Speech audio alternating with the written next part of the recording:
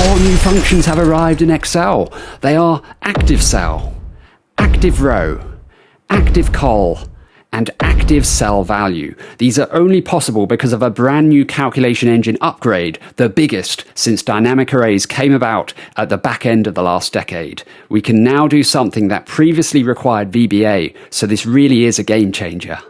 The functions are very simple to use because you only need an empty pair of parentheses at a bare minimum. ACTIVECELL returns the cell reference of the active cell. ACTIVEROW returns the row number of the active cell.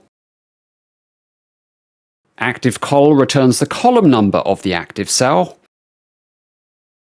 And ACTIVECELLVALUE returns the value of the active cell. So if I put a text string in a nearby cell, it appears when I click on it and disappears when I click off it.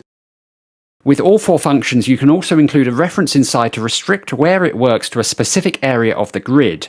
For example, I'll create a number sequence from 1 to 10, and inside each function, select C1 to C5 to limit the range to just the first 5 cells.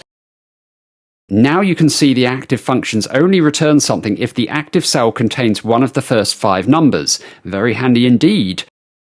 This will open the doors to new possibilities in how you design your dashboards and models, and being able to display contextual information dynamically is one purpose. How about a list of employees you can cycle through whilst displaying more details about the active one? These people clearly enjoy their jobs. How about a soccer matrix that shows you the match stats of your chosen game? Or a theatre seating plan that allows you to see which seats are booked and which ones aren't?